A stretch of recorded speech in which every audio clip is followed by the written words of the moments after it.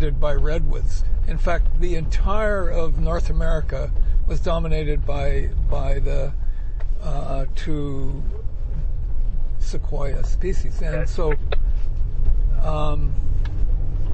why not? With climate change, we've got some characteristics of the climate complex shifting back. I've brought ceremonially to southern Vancouver Island, where we're working with a community. I brought the chief and council a large sequoia tree, and they planted it on their sacred mountain. And as a concept of acknowledging the change and remembering that this interglacial period here didn't fully recover the complexity and biodiversity of the pre-glaciation period, was a different complexity. But we have to move species north, and we have to move species into higher elevation to accommodate the warming climate. And so I was part of a working group with the U.S. Forest Products Association and the Canadian Forest Products Association to look at a national standard for reforestation within which climate carbon would work. And my little theme in it, what I got appointed to think about on behalf of the group, there were 40 of us, a couple Canadians and the rest were from the U.S. But we were doing... Stop for a second. This is too rough? No, you can keep talking. I just can't film anymore up here. All right. Yeah, it's not getting any smoother. Roll the camera? I know we're rolling sound. Okay. Do you want me to keep rolling the camera? Or just sound? Sure. Sure, meaning, sorry. Yeah. Roll the camera. Okay, cool. So the question I was tasked was, can we bring in eucalyptus, for example, that would and have that qualify? And we're going, no, that's farming, that's not forestry.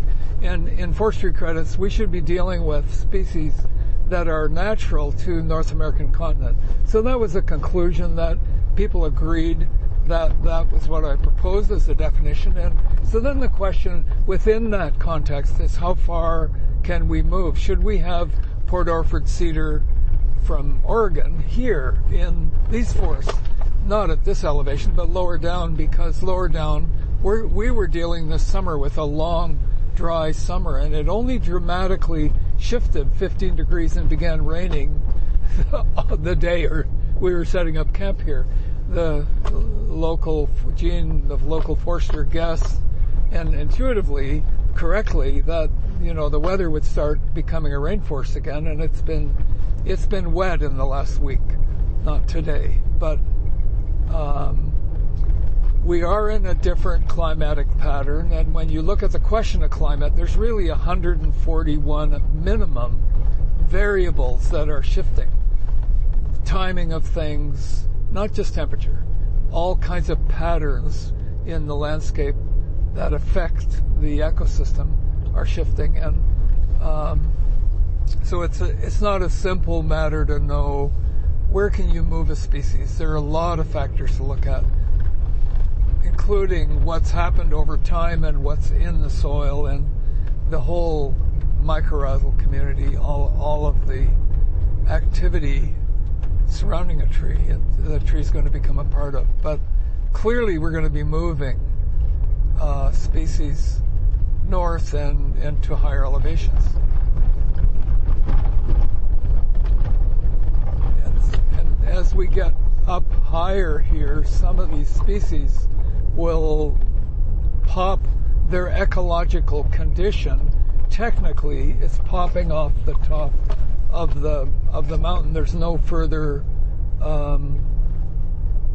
habitat for them because they really should be higher, and there's no higher.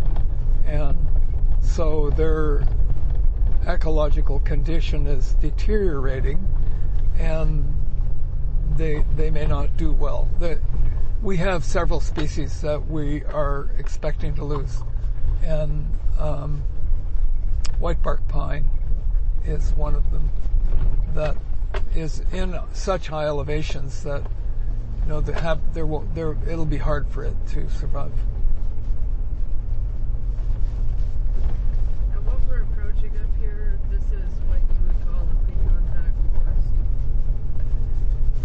Yeah, these forests, the characteristic of the forest classically called old growth are the characteristics that existed before the settlers showed up, and 250 years and earlier. And they are a product to some degree of the indigenous stewardship, and they are deliberately left naturally in the higher elevations, and they were managed with fire in some of the lower elevations to maintain the kind of complexity that you see here.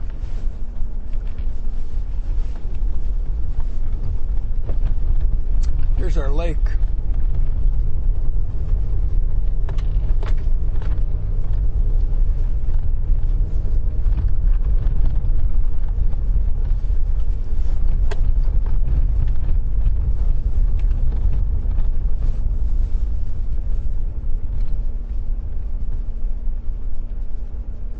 Is the camera rolling? Audio. It's audio. Just audio. You can't. And the topsoil combination here is because the road has been carved out, right? Yeah. I mean, No, not many people get up here. This was more a zone for vision quests and some hunting of. I'm not sure if there were sheep here, but there certainly are elk and deer. Populations are very healthy here.